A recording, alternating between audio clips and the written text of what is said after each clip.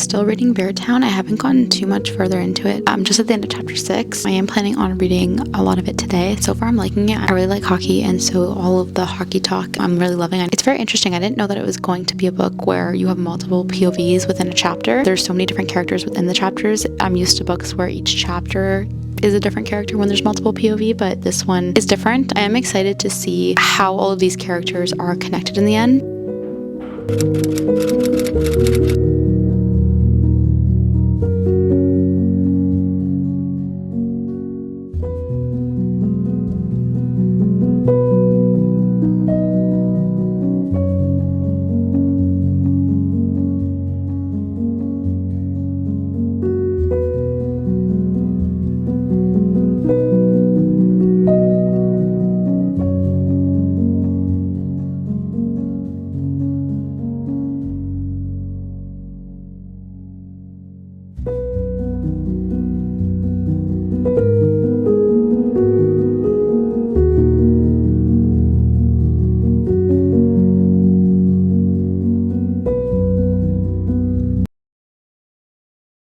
I just got a book outlet order in, so we're gonna unbox that together.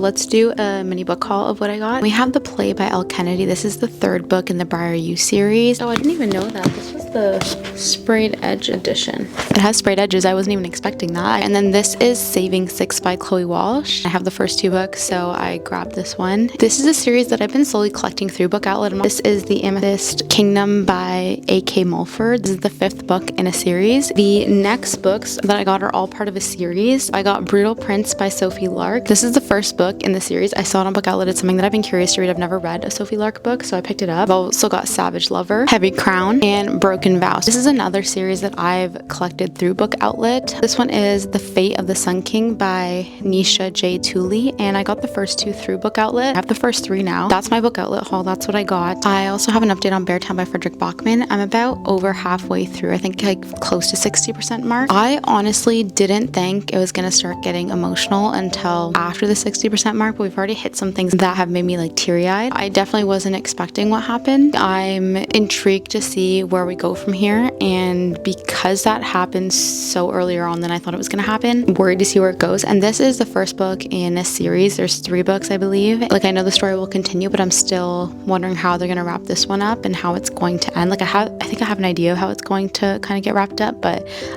we'll see. I don't want to spoil anything, so I'm not going to say what I think is going to happen. I'm just going to keep reading. Hopefully I can get a good chunk into it today. We're going to keep reading Beartown.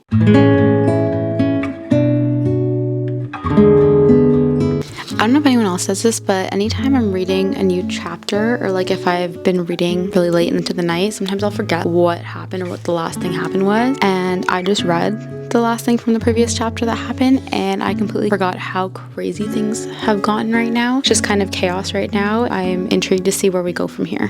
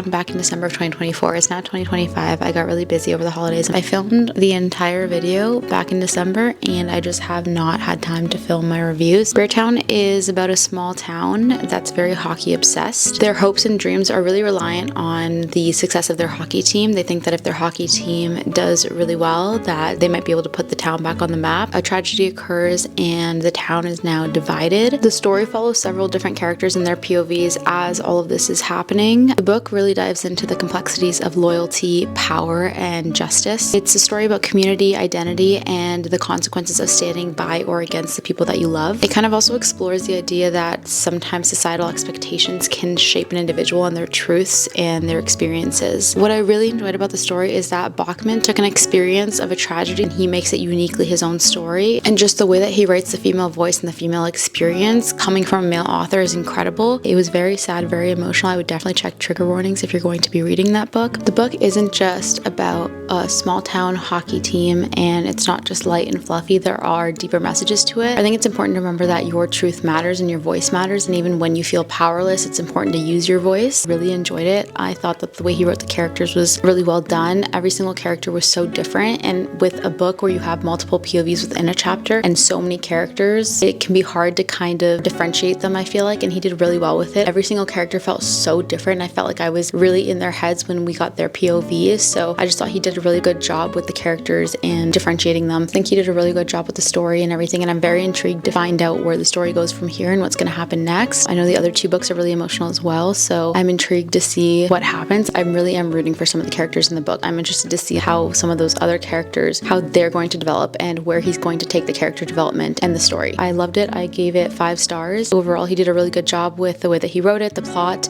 the characters, and the way that he structured the story, so that's why I gave it 5 stars. Thank you so much for watching, and I hope to see you in the next one.